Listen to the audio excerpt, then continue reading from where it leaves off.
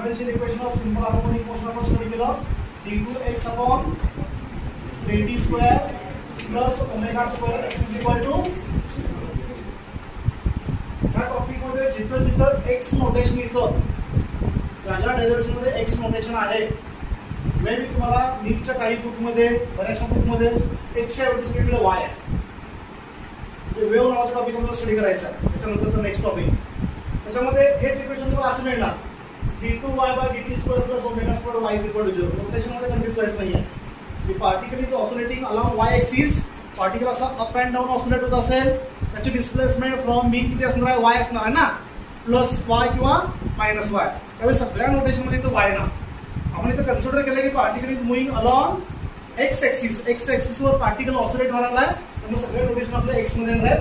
x is the displacement of particle from the mean position. Mean पासून displacement जे आपण मोजतो ते आपण x न डिनोट केलेलं आहे.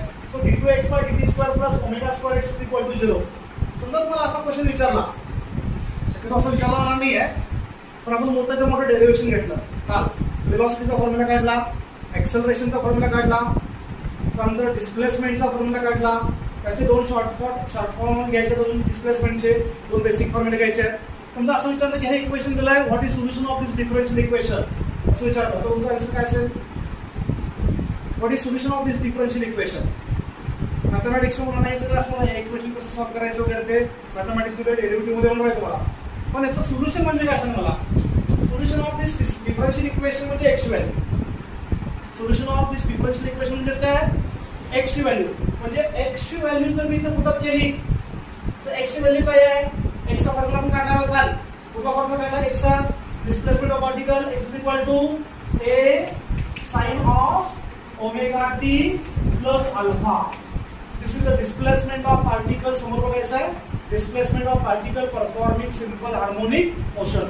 थोडंसं एक्सप्लेनेशन करतो, नंतर आपण परत येऊया. एक फॉर्म्युला आपण डिराइव्ह केला लास्ट लेक्चरला. आता त्याच्यामध्ये बघा, ही particle starts from mean position. ही particle starts from mean position. Particle मीनला स्टार्ट व्हायला. पार्टिकल मीनला स्टार्ट व्हायला म्हणजे काय? पार्टिकल मीनला स्टार्ट व्हायला म्हणजे तिथून तो ऍट रेस्ट आहे, तिथून मोशन मध्ये आला असं नाही आहे. पार्टिकल मोशन मध्येच आहे, पण आपण टाइम मेजरमेंट जे आहे एक ऑसिलेशनला किती वेळ लागतो मोजतो ना आपण, तो टाइम मेजरमेंट कधी स्टार्ट केला? जेव्हा पार्टिकल मीन क्रॉस करत असेल. पार्टिकल मीनला कधी ऍट रेस्ट नसतो. पार्टिकलची मॅक्झिमम वेलोसिटी कुठे असते? मीनला असते. मिनिमम वेलोसिटी कुठे असते? एक्स्ट्रीमला असते. समजा पेंडुलम आहे, इथून मी रिलीज केला ना, कंटिन्युअसली असं ऑसिलेट व्हायला आहे. Particle is continuously oscillating. आणि मला काय करायचं? तर स्टडी करायचा, टाइम पिरियड मोजायचा, फ्रिक्वेन्सी काढायची आहे, अँग्युलर वेलोसिटी काढायची आहे, आणि माझ्याकडे स्टॉप क्लॉक आहे. आणि हा पार्टिकल असा चाललाय, बरोबर मीनला क्रॉस होऊन जाताना मी स्टॉप वॉच ऑन केलं. याचा अर्थ काय? याचा अर्थ particle start from mean position. कळलं का? स्टार्ट व्हायला म्हणजे t is equal to 0. Clock मी आता जस्ट स्टार्ट करतोय त्यावेळी तो पार्टिकल मीनला आहे. पार्टिकल मीनला स्टार्ट होते म्हणजे मीनला ऍट रेस्ट नसतो. मीनला तो नेहमी मोशन मध्ये असतो असं कन्सिडर करायचं आहे. So particle start from rest म्हणजे काय? टाइम मेजरमेंट कधी स्टार्ट करायचं? पार्टिकल मीन क्रॉस करताना. आणि पार्टिकल जर एक्स्ट्रीमला समजा गेला आणि मी क्लॉक ऑन केलं तर मेजरमेंट मी कधी स्टार्ट केलं? When particle is at extreme position. तर म्हणायचं particle is at extreme position. Particle start from extreme position. मग particle start from mean position. Start म्हणलं याचा अर्थ टीची व्हॅल्यू किती घ्यायची? 0. आणि मीनला स्टार्ट व्हायला याचा अर्थ एक्स व्हॅल्यू किती असणार? X value 0. Displacement is always measured from mean position. मीनला स्टार्ट व्हायला आहे, तुम्ही स्टार्ट करायला t is equal to 0. Particle मीनला म्हणजे एक्स ची व्हॅल्यू किती येणार? 0 येणार. मग ह्या दोन व्हॅल्यू जर त्या इक्वेशन मध्ये पुट अप केलं तर आन्सर काय येतं बघा? 0 is equal to a sin of omega t. म्हटला टी 0 आहे म्हणजे ओमेगा टी किती येणार? 0. राहिला फक्त अल्फा. साइन अल्फाची व्हॅल्यू किती आली? What is sine of alpha here? Sine of alpha is equal to 0. So what is alpha? Alpha is equal to 0. कारण साइन 0 ची व्हॅल्यू 0 असते ना. साइन 0 ची व्हॅल्यू 0 असते. तर अल्फाची व्हॅल्यू 0 आली. ही व्हॅल्यू जर मी याच्यामध्ये पुटअप केली तर इक्वेशन मिळणार x is equal to a sin of omega t. हे इक्वेशन मला कधी मिळणार आहे? हे इक्वेशन कधी मिळणार? ही particle starts from mean position. ही particle start from mean position t is equal to 0 put up करू शकतो, x is equal to 0 put up करू शकतो. त्याच्यावरून इनिशियल फेज ची व्हॅल्यू काढली. इनिशियल फेज म्हणजे अल्फा, नंतर सांगणार आहे अल्फा म्हणजे काय आहे, तर काय म्हणतात दुसरं नाव काय कसं तुम्ही, initial phase is also called as a epoch. लक्षात ठेवा हे EPOCH म्हणजे डेफिनेशन दोन टाइपला विचारले गेले. What is epoch? Phase of SHM at the starting of simple harmonic motion. Motion start होताना जी फेज असते त्याला म्हणायचं इपोक. अल्फा म्हणजे काय आहे, इपोक आहे. इनिशियल फेज किती आली, 0. ही particle start from mean position. Alpha नेहमी 0 असते, ऑब्जेक्टिव्ह लक्षात ठेवा. आणि अल्फा जेव्हा 0 असतो तेव्हा डिस्प्लेसमेंट किती याची, x is equal to a sin of omega. आता समजा पार्टिकल एक्स्ट्रीमला स्टार्ट होत असेल तर ती फर्स्ट केस आहे. सेकंड केस की particle start from extreme position. Particle एक्स्ट्रीमला स्टार्ट व्हायला आहे म्हणजे टाइम मी कधी सुरू करणार, पार्टिकल एक्स्ट्रीम पासून येताना एक्स्ट्रीमला स्टार्ट व्हायला म्हणजे t इज इक्वल टू किती, 0च घ्यायचं कारण तो स्टार्ट व्हायला आहे. आणि x व्हॅल्यू किती, x व्हॅल्यू a घ्यायची कारण तो एक्स्ट्रीमला स्टार्ट व्हायला आहे.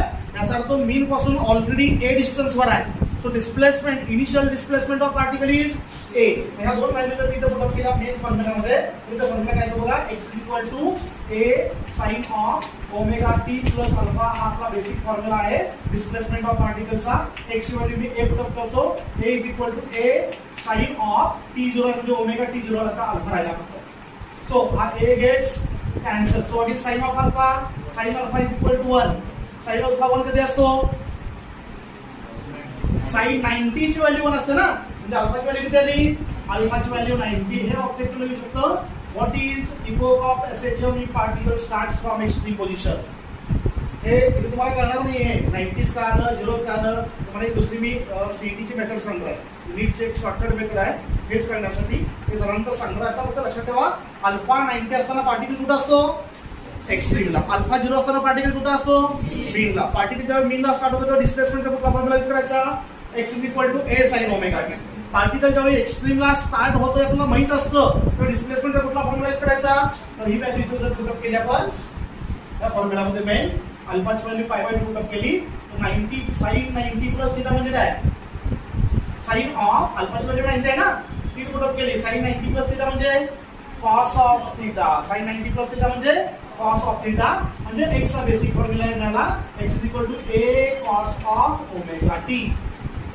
हे दोन जे फॉर्म्युले आहेत, इक्वेशन नंबर 1 म्हणतो मी, equation number 2. These are the solutions of this differential equation. एक्सचे जे फॉर्म्युले काढलेत ना त्यांनाच काय म्हणायचं, सोल्युशन ऑफ डिफरन्शियल इक्वेशन. का सोल्युशन म्हणायचं, कारण x ची व्हॅल्यू जर मी एवढी इथं पुटअप केली आणि त्याचा डेरिव्हेटिव्ह घेत गेलो, काय x ची व्हॅल्यू पुटअप करायची, a sin ओमेगा t. हे ऍक्च्युअली आउट ऑफ सिलेबस आहे, तुम्हाला फक्त लक्षात ठेवा. x ची व्हॅल्यू जर मी a sin ओमेगा t इथं पुटअप केली तर d2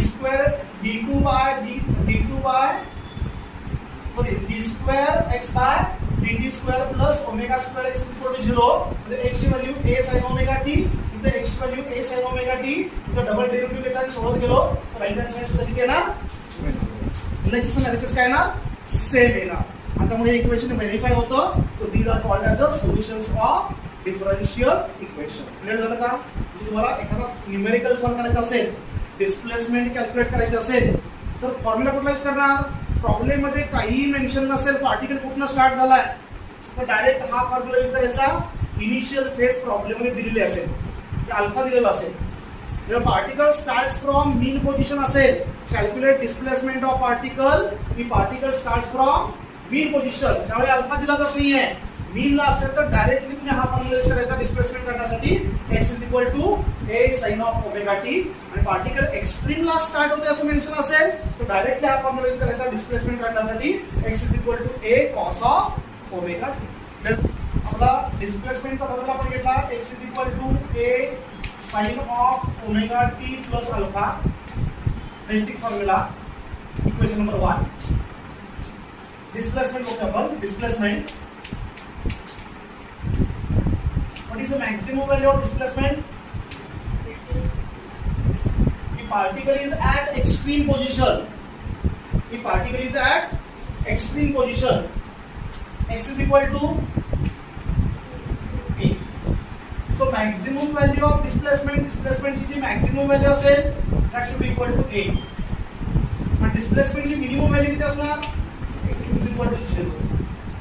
0 कधी घ्यायची ही particle is at mean position. समजा असं असेल हा एक क्वेश्चन आहे बऱ्याच ऑब्जेक्टिव्हच्या बुक मध्ये नंतर घ्यायचं फक्त आता मला एवढं सांगा. असा क्वेश्चन आहे की particle is oscillating about the mean position O.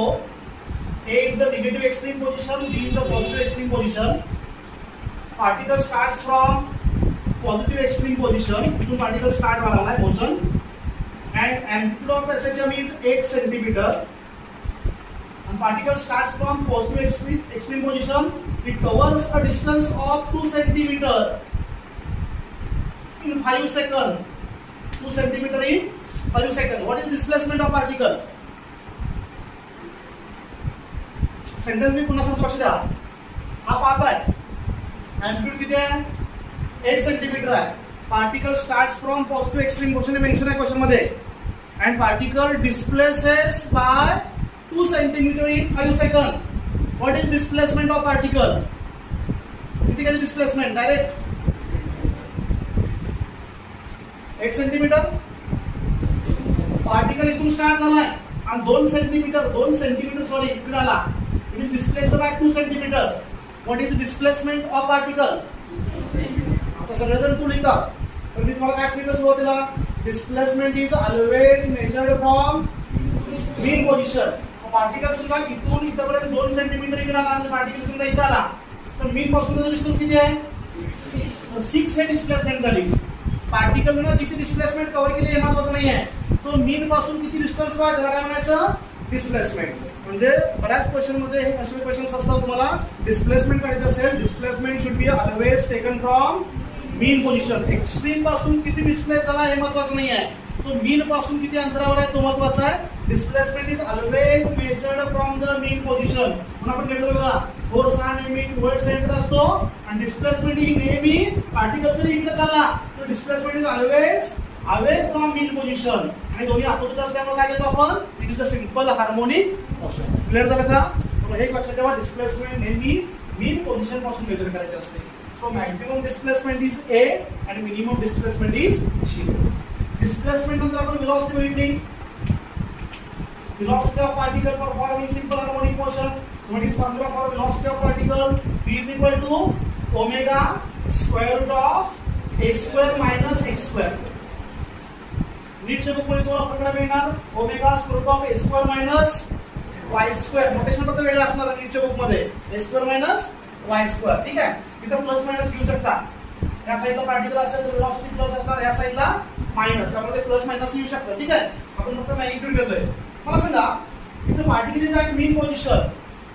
He particle is at mean position. What is x? x value किती असणार 0. x ची व्हॅल्यू जर मी 0 पुट अप केली तर राहिला square root of a square. Square root of a square म्हणजे a म्हणजे v is equal to किती मिळाला v is equal to a omega. तर ही मॅक्सिमम व्हॅल्यू आहे. This is the maximum value of velocity. So it is maximum value of velocity for the particle performing simple harmonic motion a omega. Maximum value कुठे असते मीन ला असते. Maximum value ही मीन ला असते. Extreme ला काय असते मिनिमम असते. तर एक्स्ट्रीम ला x व्हॅल्यू किती असणार a असणार. x ची व्हॅल्यू जर मी a पुट अप केली a square minus a square 0 म्हणजे v इज इक्वल टू किती आला v इज इक्वल टू 0 आला. म्हणजे minimum value of velocity is 0 which is at extreme position and maximum value of velocity is a omega which is at mean position. म्हणजे मीन ला velocity maximum असते हे लक्षात ठेवा. आता एक्सेलरेशन कडे जाऊया आपण. So what is the acceleration? Acceleration चा formula what is basic formula for acceleration? A is equal to minus omega square x. Minus indicates only direction. हे मायनस काय इंडिकेट करतो एक्सेलरेशनची डायरेक्शन आणि डिस्प्लेसमेंटची डायरेक्शन नेहमी एक्झॅक्टली अपोजिट असते. डिस्प्लेसमेंटची नेहमी कशी असते डिस्प्लेसमेंटची अवे फ्रॉम मीन. एक्सेलरेशन कुठे असतं टुवर्ड्स मीन. असं जिथं जिथं एक्सेलरेशन हे निगेटिव्ह येतं that is a simple harmonic motion. Force is directly proportional to displacement, oppositely directed to displacement. तसं acceleration is directly proportional to displacement and and oppositely directed to displacement, such motion is called as a simple harmonic motion. आता mean ला एक equation सांगा मला, mean ला at mean position x is equal to 0. इथं value 0 put केली. What is acceleration? 0. म्हणजे mean ला एक्सेलरेशन काय आलं बघा? मिनिमम आलं 0. पण mean ला velocity काय आहे? मॅक्सिमम. बऱ्याच जणांच्या डोक्यात काय असतं? पेंडुलम ऑसिलेट व्हायला लागलाय, ठीक आहे, आणि तो एक्स्ट्रीमला जाऊन थांबतो म्हणजे एक्सेलरेशन किती? 0 असे सगळे म्हणतात. पण एक्सेलरेशन एक्स्ट्रीमला 0 नाही. मीनला एक्सेलरेशन किती आहे?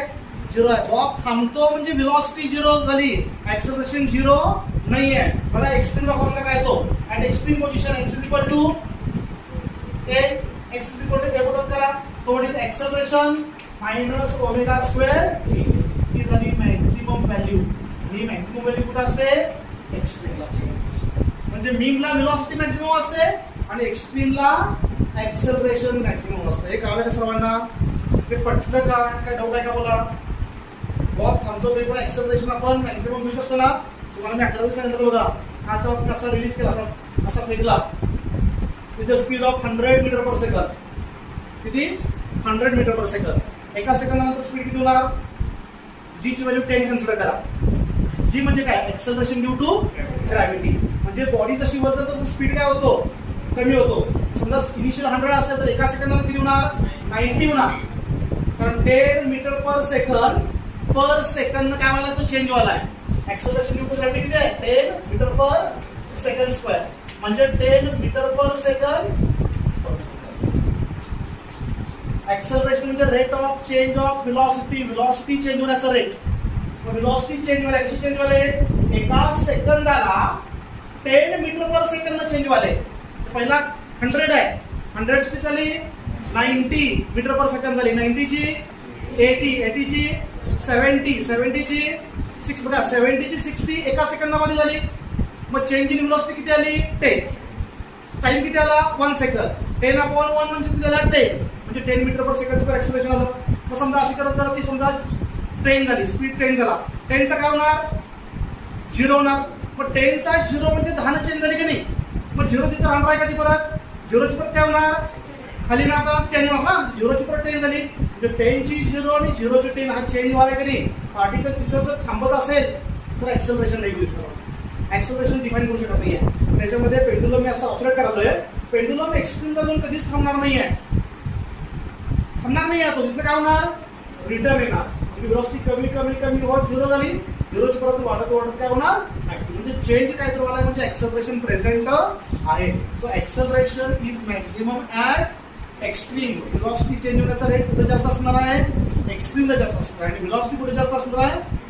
लेट झालं तर याच्यावर न्यूमेरिकल्स विचारले जातात. Calculate maximum velocity, calculate minimum velocity, minimum acceleration, maximum acceleration. Clear झालं? हे फॉर्म्युले जर बघा. Now the next point असेल maximum and minimum values of velocity, displacement and acceleration. Complete mathematical part आहे. मला फॉर्म्युला लक्षात ठेवायचे. तर हे डिस्प्लेसमेंट असेल, आपल्याला माहिती आहे rate of change of displacement म्हणजे काय असणार आहे? व्हेलॉसिटी असणार आहे.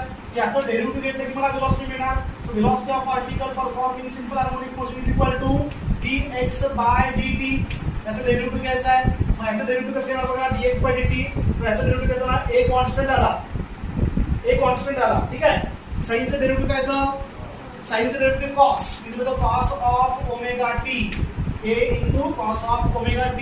पण with respect to time derivative केलं आपण. इथे ओमेगा t आहे. म्हणजे ओमेगा t च्या डेरिव्हेटिव्ह आपण काय करतो परत? मल्टिप्लाय. याचं डेरिव्हेटिव्ह किती? ओमेगा t चं डेरिव्हेटिव्ह किती येणार? ओमेगा कॉन्स्टंट आला ना? मग ओमेगाने मल्टिप्लाय करायचं. आपण सर्क्युलर मोशनमध्ये घेतलं बघा. ओमेगा टी च्या कॉन्स्टंट परत काय करायला लागतं? मल्टिप्लाय करायला लागतं. म्हणजे इक्वेशन काय आलं? a omega cos of omega t plus alpha. Sine omega t plus अल्फाचं derivative cos omega t plus alpha आणि याचं डेरिव्हेटिव्ह सेपरेट ओमेगा येतं. त्याला मल्टिप्लाय करायचं. म्हणजे formula a omega cos of omega t plus alpha. तर व्हेलॉसिटीचा formula हा एक लक्षात ठेवा in terms of trigonometric function. Acceleration काढायचं असेल कसं काढणार? परत rate of change of velocity. So acceleration of body is equal to rate of change of velocity म्हणजे dv by dx. तो dv by dt is equal to याचा derivative करा ना ही व्हेलॉसिटी आहे काय आहे नोट डेरिव्हेटिव्हचं त्या फॉर्म्युलाचं डेरिव्हेटिव्ह काय आहे ही व्हेलॉसिटी आहे याचा डेरिव्हेटिव्ह ए ओमेगा कॉन्स्टंट आहे कसा ना कॉसचं डेरिव्हेटिव्ह काय ना कॉसचं डेरिव्हेटिव्ह मायनस साइन ठीक आहे हे बी ग्रुपच्या विद्यार्थ्यांना सगळे फॉर्म्युले ट्रिग्नोमेट्रिकचे लक्षात ठेवावे लागतील साइनचं डेरिव्हेटिव्ह कॉस कॉसचं डेरिव्हेटिव्ह मायनस साइन मायनस आणि तर साइन म्हणजे हा sine of omega t plus alpha पण इथं फक्त टी नाही आहे ओमेगा टी आहे म्हणजे याचं पण डेरिव्हेटिव्ह काय ना ओमेगा तर मल्टिप्लाय करायचं म्हणजे काय आलं हा फॉर्म्युला दोन्ही फॉर्म्युले लिहून द्या नोट्स मध्ये ऐकलं नाही माहिती मला टेक्स्टबुक मध्ये बहुतेक नाही आहे ऐकत चेक करा असली तर आपण नाही अदरवाइज लिहून ठेवा velocity and acceleration of particle performing simple harmonic motion.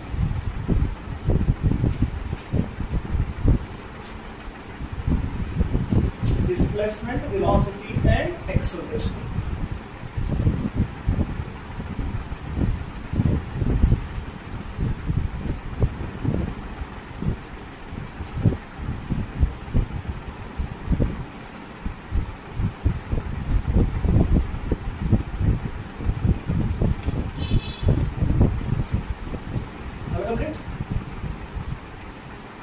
Notes बंद करून ठेवा नेक्स्ट वीक पॉइंट आपला स्टडी करायचा रेफरन्स सर्कल करून पॉइंट आहे रिसेंटली 12वी बॅच ना काय पडणार नाही तुम्ही सगळ्यापासून तो कट केला तो पॉइंट कट केलेला आहे पण पुढे आपल्याला बऱ्याच ठिकाणी लागणार आहे थेरॉटिकल क्वेश्चन्स वगैरे पण तो एक्सप्लेन करतो रेफरन्स सर्कल एक कन्क्लुजन घ्यायचं आहे महत्त्वाचं ऑब्जेक्टिव्हसाठी महत्त्वाचं आहे कन्क्लुजन नोट्स बंद करून सर्वांनी समोर बसतात प्रोजेक्शन पॉइंट आहे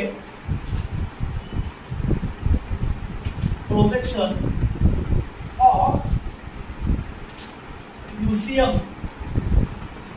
projection of UCM is SHM सर्वांनी लक्ष द्या नोट्स वगैरे सगळं बनवून पूर्ण पुढे लक्ष द्यायचं आणि हा पॉइंट समजल्यानंतर तुम्हाला मी फेज म्हणजे काय इपोक म्हणजे काय सगळ्यात या टॉपिक मधला जो पॉइंट तुम्हाला अवघड वाटणार आहे तो इपोक किंवा फेज इझिली समजत नाही आहे त्यासाठी मी एक्स्ट्रा पॉइंट एक सांगणार आहे म्हणजे कुठल्याही पुढच्या क्वेश्चन तुम्हाला फेज कळाली पाहिजे फेज काय आहे ठीक आहे सो फर्स्ट आपण रेफरन्स सर्कल वगैरे बघूया projection of UCM on SHM projection of UCM on any diameter is simple harmonic motion ह्याचा अर्थ काय समजा एखादा particle uniform circular motion perform करायला particle is performing uniform circular motion दोन डायग्राम करतो suppose this is the first uniform circular motion circular path आहे this is the horizontal diameter and suppose this is the vertical diameter so diameter घेतला आपण this is the center of circle and particle continuously समजा असा circular motion perform करतोय particle is performing uniform circular motion in anti clockwise direction हा जो चौक आहे हा particle आहे समजा असा UCM परफॉर्म करणार कळतं मग ह्याची जी शॅडो पडणार आहे एक्सिस वर डायमीटर वर त्याला म्हणायचं प्रोजेक्शन फॉर एक्झाम्पल इथे चौक आहे इथून बॅटरीने लाईट पडली त्याची शॅडो कुठे पडणार म्हणजे ह्या वॉलवर नॉर्मल टाकायचं इथून जो नॉर्मल असेल त्या नॉर्मलला काय म्हणायचं प्रोजेक्शन मला हे मीनिंग समजून घ्या प्रोजेक्शन म्हणजे काय ठीक आहे इथं चॉक आहे इथून मी खाली नॉर्मल टाकला तर ती लाईन म्हणजे काय झाली प्रोजेक्शन ऑफ दिस चॉक आलं का इथून मी नॉर्मल इकडे टाकला तर तो नॉर्मल म्हणजे काय झाला projection of chalk on the wall इथून नॉर्मल टाकला तर projection of chalk on the ground clear होतंय का प्रोजेक्शन म्हणजे नॉर्मल लक्षात ठेवायचं हा किंवा शॅडो असं इमॅजिन करा मग हा पार्टिकल जर असा सर्क्युलर मोशन परफॉर्म करत असेल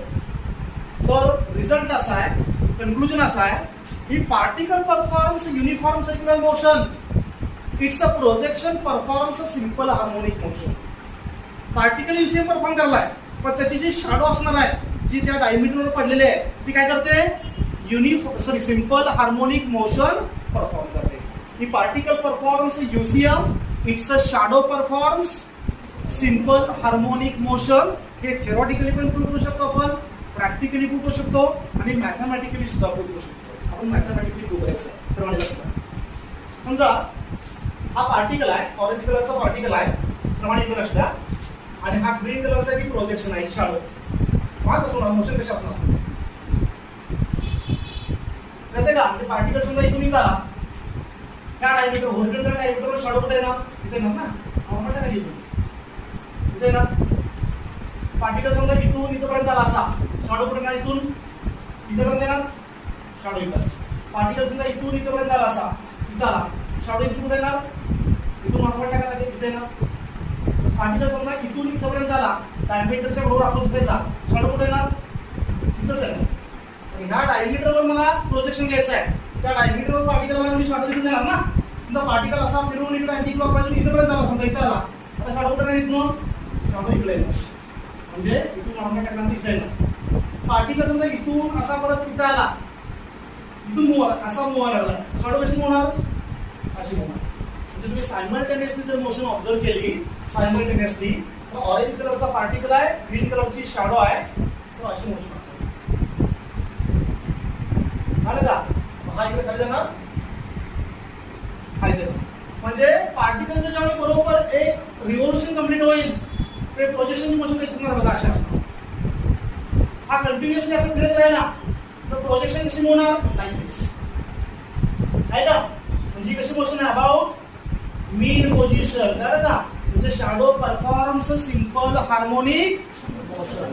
पण हे सिंपल हार्मोनिक मोशन असं म्हणू शकत नाही मी. पण अजून मला फोर्सची कंडिशन कुठं माहिती आहे. Acceleration is directly proportional to displacement oppositely directed to displacement मला माहितच नाही आहे. Force is directly proportional to displacement Aditya minus x F is equal to minus x असं आलं तरच आपण एसएच म्हणणार ना. फक्त अशी मोशन असेल तर आपण नाही म्हणू शकतो याला. मला वाक्यच काय माहित नाही आहे. डेफिनेटली काय आहे ऑसिलेटरी मोशन आहे. पण याच्यामध्ये F is proportional to minus x किंवा a is proportional to minus x हे जर मी प्रूव्ह करू शकलो किंवा डिस्प्लेसमेंटचा formula x is equal to a sine omega t plus alpha जर आला किंवा velocity omega square root of a square minus x square आली तर काय असणार आहे हा सिंपल हार्मोनिक मोशन असणार. क्लिअर झालं. तेच आपल्याला मॅथमॅटिकली प्रूव्ह करायचं आहे की ही जी शॅडो आहे त्या शॅडोची मोशन ही सिंपल हार्मोनिक मोशन असते. याची प्रूफ द्यायच्या बोर्डला एवढं महत्वाचं नाही आहे. तुम्ही फक्त याच्यावर ऑब्जेक्टिव्ह सुद्धा लक्षात ठेवा. म्हणजे समजा असा क्वेश्चन आला which of the following is a correct statement. नीटचा question which of the following is the correct statement. पहिलं स्टेटमेंट असतं uniform circular motion is a simple harmonic motion. तुम्ही अर्धवट वाचलेलं असतं हे काय तर असं हेडिंग फक्त असलं असतं आता काय माहित नसतं. युसीएम पण दिसतं आणि एसएचएम पण दिसतं. हा uniform circular motion is a simple harmonic motion. तो स्टेटमेंट रॉंग आहे ना. युनिफॉर्म सर्क्युलर मोशनला आपण एसएचएम म्हणू शकत. When particle performs uniform circular motion, its motion is called as a simple harmonic motion. Wrong statement. If particle performs uniform circular motion, its a projection performs a simple harmonic motion. हे correct statement. कारण का पार्टिकलची motion काय असणार आहे युसीएम आणि शॅडोची motion काय असणार आहे एसएचएम. हे क्लिअर झालं का. त्याच्यावर थेरॉटिकल एखादा क्वेश्चन येऊ शकतो. So the projection of uniform circular motion is a simple harmonic motion. Imagine करा ना समजा एक हा पार्टिकल एक स्टोन आहे असं असा इथं सर्क्युलर मोशन परफॉर्म करायला लागलाय कंटिन्युअसली आणि बॅटरीने कंटिन्यू लाईट पडली त्याच्यावर. त्याची शॅडो कशी होणार तिथं बघा इथं स्टोन वर आला तर शॅडो वर असणार. स्टोन जसं खाली तसं शॅडो काय होणार खाली येणार. स्टोन समजा इथं आला तर शॅडो मिनिमम बॉटमला असेल. परत काय होणार वर येणार म्हणजे वॉलवर तुम्हाला जी शॅडो दिसणार ती अशी दिसणार होती अलॉंग द स्ट्रेट लाईन. कळलं का up and down about the mean position. That is a oscillatory motion. आता ते प्रूव्ह करायचं आहे that is a SHM. Concept clear झाली का सर्वांना. हे थेरी सांगितली मी तुम्हाला मॅथमॅटिकली घ्यायचं आहे. आता मॅथमॅटिक्स तुम्ही शिकू द्या. लक्षात इकडे मी फिगर घेतला.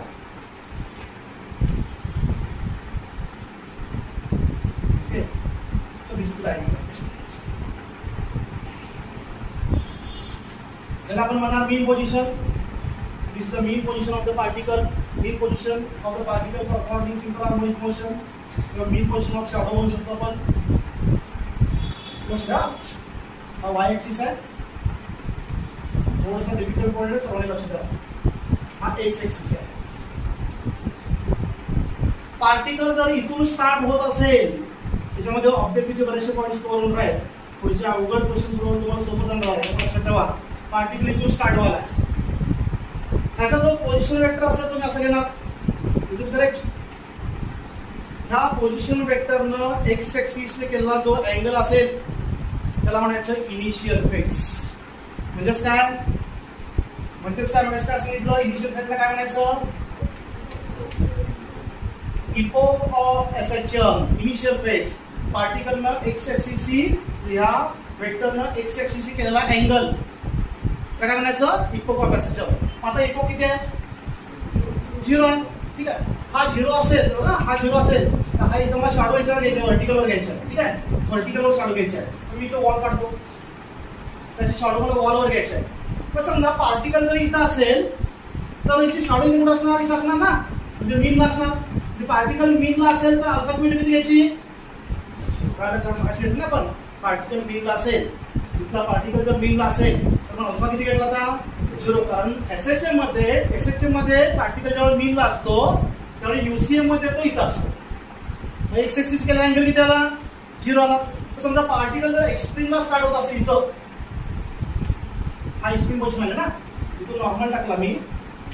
इमॅजिन करा पार्टिकल इथं आहे, बॉडी इथं आहे, शॅडो इथे येणार ना. बॉडी इथं असेल तर शॅडो याच्यावर जाणार आहे का? दिस इज एक्स्ट्रीम पोझिशन.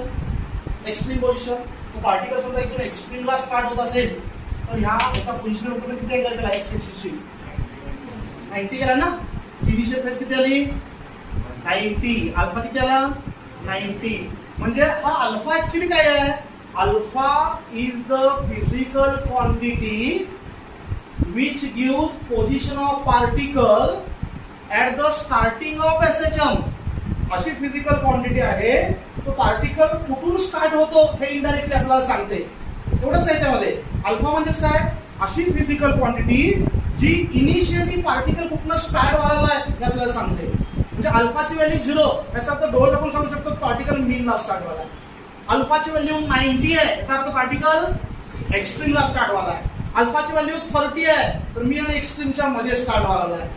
कळलं नंतर तुम्हाला ते कळलं का? म्हणजे अल्फावरून आपल्याला पार्टिकल कुठून स्टार्ट व्हायला हे कळतं, म्हणून त्याला म्हणायचं इनिशियल फेज. क्लिअर झालं का?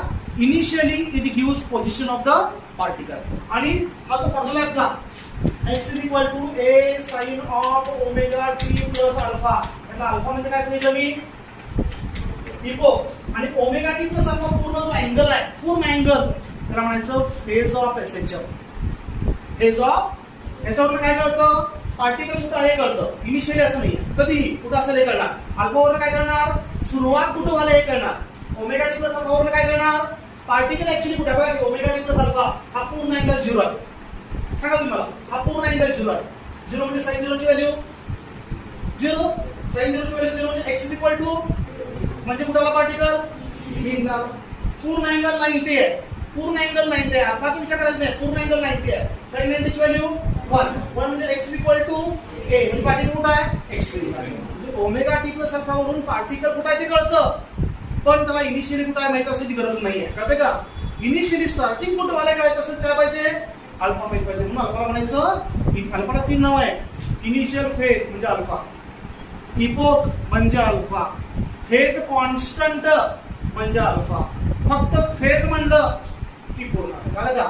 फेज कॉन्स्टंट म्हणलं की अल्फा, इनिशियल फेज म्हणलं अल्फा, इपोक म्हणलं अल्फा, फक्त फेज म्हणलं ओमेगा टी. क्लिअर झालं? आता इकडे इथं शॅडो वॉलवर शॅडो पडणार आहे आणि शॅडो अशी मोशन मध्ये असणार आहे. असं स्टडी करा फक्त. आता समजा पार्टिकल इथं स्टार्ट व्हायला बरोबर ह्या दोन्हीच्या मध्ये, म्हणजे ही ऑसिलेटरी मोशन आहे. अशी पार्टिकल असं वर ना, आता खाली ना, इथे ना अशी असते ना, अप अँड डाऊन बरोबर. आणि मीन आणि एक्स्ट्रीमच्या मध्ये पार्टिकल आहे. Particle is exactly at the mean आणि एक्स्ट्रीम पोझिशन. इथं आहे शॅडो, इथं आहे प्रोजेक्शन, इथं आहे. पार्टिकल कुठं असणार? इथं असणार. इथं असेल तर हा पोझिशन वेक्टर आला. हा एंगल तुम्हाला 45 दिसतो का? 45 दिसतो का? किती असेल मग? हा 30 असतं. एक्झॅक्टली 30 असतं. कळते का? 45 नाही आहे. म्हणजे त्या दोघींच्या मध्ये प्रोजेक्शन आहे. याचा अर्थ पार्टिकल इथं मध्ये पाहिजे असं नाही. लक्षात ठेवायचं. हा एंगल किती आला? x axis 30. म्हणजे इथल्या पार्टिकलची फेज किती आली? 30 डिग्री. पार्टिकल मीन पासून एक्स्ट्रीम कडे चाललाय, पण एक्स्ट्रीम कडे पोहोचलाच नाही, मध्येच आला फक्त मध्ये, तर तो किती फेजनं पुढे गेला? 30 डिग्रीनं पुढे गेला. आणि निम्न डिस्टन्स पुढे गेला तर किती झाला टोटल? 90 न पुढे गेला. बाकी इथून इथपर्यंत 30 डिग्री अँगल कव्हर होतो आणि इथून इथपर्यंत 65 पार्टिकल इथून इथं आला. पुढचा अँगल किती आहे? हा 60 आहे. म्हणजे मीन पासून हाफ a/2 30 अँगल कव्हर होतो आणि a/2 पासून पुढे a पर्यंत 60 अँगल कव्हर होतो. याच्यावर बरेचसे क्रिटिकल ऑब्जेक्टिव्हचे क्वेश्चन्स तयार होतात. हे तुम्हाला मी जर सांगितलं नसतं तर तुम्हाला ते क्वेश्चन सुटणार नाहीये. आता तुम्हाला एका क्वेश्चन विचारतो म्हणजे क्लिअर होईल. म्हणजे असा क्वेश्चन आहे, डायग्राम दिले, one particle A starts from mean position is moving towards the positive extreme position. बघा, आणि second particle is at a/2 it is coming towards mean. असे दोन डायग्राम दिले. हा B पार्टिकल आहे. तुम्हाला विचारलं, हा नीटचा क्वेश्चन आहे, जेईईचा क्वेश्चन आहे. What is phase difference between two particles? त्या दोन पार्टिकल मधला फेज डिफरन्स किती आहे? तर स्टार्टिंग कुठे घ्यायचं? ओरिजिन पासून कन्सिडर करायचं. हा इथून तिकडे स्टार्ट व्हायला लागलाय, चाललाय, याने किती अँगल कव्हर केलाय?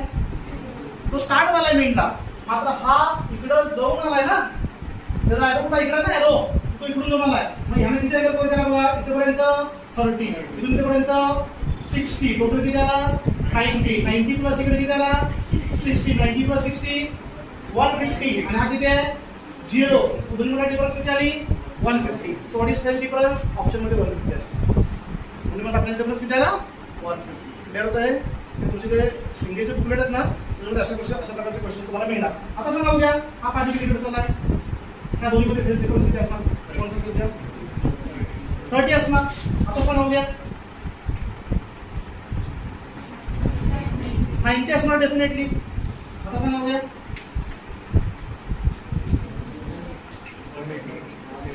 180. हा इथं स्टार्ट वाला आहे, पण हा इकडं जो 90 प्लस 90 180 क्रॉस करून आला आहे. आता सांगा बघूया, 270. की हा इकडे चाललाय, पण हा 90 प्लस 90 प्लस 30 180 प्लस 30 किती? 210 ना. सो फेज डिफरन्स इज झालं का? 90 मेजरमेंट जरा वेगळे वाटतात काय? 90 प्लस 90 प्लस हे 30. मीनच्या जवळ असेल तर 30 लक्षात ठेवायचं. मीन पासून लांब असेल तर 60 क्लिअर झालं हे. तर हे फेज डिफरन्स कॅल्क्युलेट करायचे क्वेश्चन कसे येऊ शकतात. आपला मेन पॉईंट राहिला त्यातून आपण बघितलाच नाही. किती वेळ असेल? फक्त 5 मिनिटात. 5 मिनिटात संपतंय. Projection of particle on any diameter is a simple harmonic motion. हे आपल्याला प्रूव्ह करायचं आहे मॅथमॅटिकली. ठीक आहे, सियर. Suppose particle performs uniform circular motion in anti clockwise direction. इथून इथं रेडियस असणार आहे. हा, रेडियस म्हणजे आपण काय घेऊ शकतो? ए अँप्लिट्यूड घेऊ शकतो. पण डायमीटर वर सिस्टम असणार आहे ना. पार्टिकल जर असा ऑसिलेट होत असेल तर मीन पासून तो मॅक्सिमम कुठे येणार इथपर्यंत. जर आपण काय म्हणतो मीन टू एक्स्ट्रीम म्हटलं अँप्लिट्यूड, म्हणजे the radius is equal to काय असणार आहे? अँप्लिट्यूड. समजा पार्टिकल इथून स्टार्ट वाला आहे, फॉर एक्झाम्पल इथून स्टार्ट वाला आहे. Suppose this angle is alpha. Particle starts from this point P1. अच्छा, इथून स्टार्ट वाला आहे. स्टार्ट वाला म्हणजे स्टार्टिंगला काय जो अँगल केला असेल त्याला काय म्हणायचं? इपोक. क्लिअर होतं? इथपर्यंत हा इपोक झाला. आता बघा, एक्स ऍक्सिस वर आपण प्रोजेक्शन स्टडी करतोय. आता इथे प्रोजेक्शन कुठे असणार? एक्स ऍक्सिस वर प्रोजेक्शन कुठे असणार? या पार्टिकलची इथे असणार. आता घेतो मी M1. Projection of particle P1.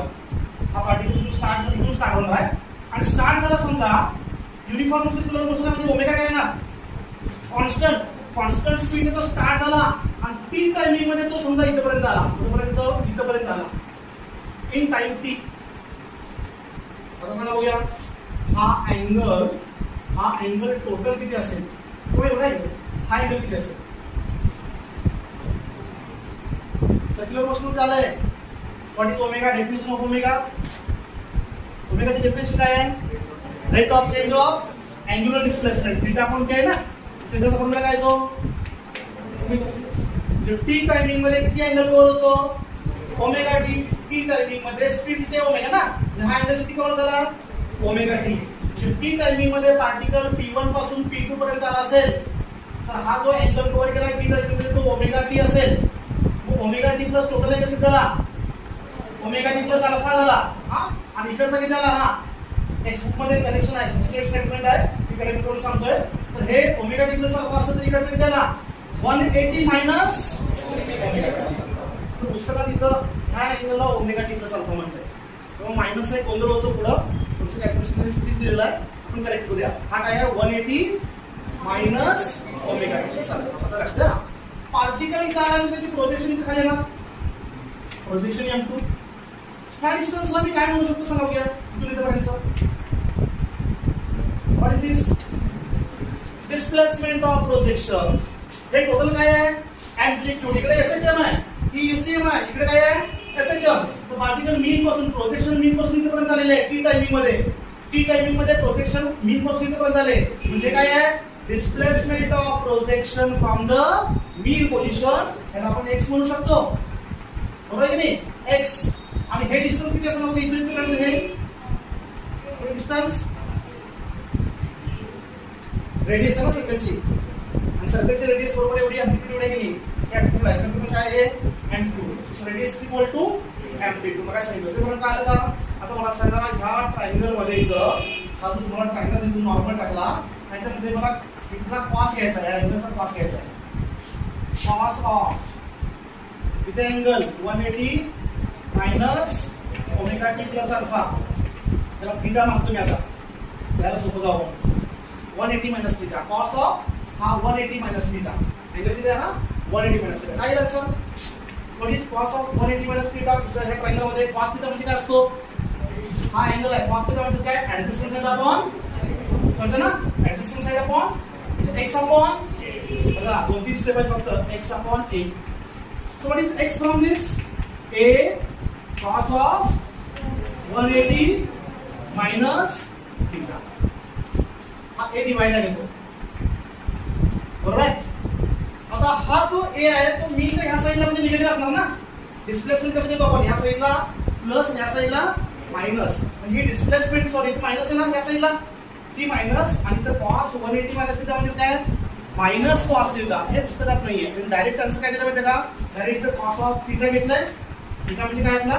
Omega t plus alpha, आणि ते प्लस त्याचं स्टेटमेंट डायरेक्ट दिलं. लक्षात ठेवा, इथलं हे मायनस आणि हे मायनस काय होतं? कॅन्सल होतं. हे स्टेटमेंट सर्वांना कळलं का?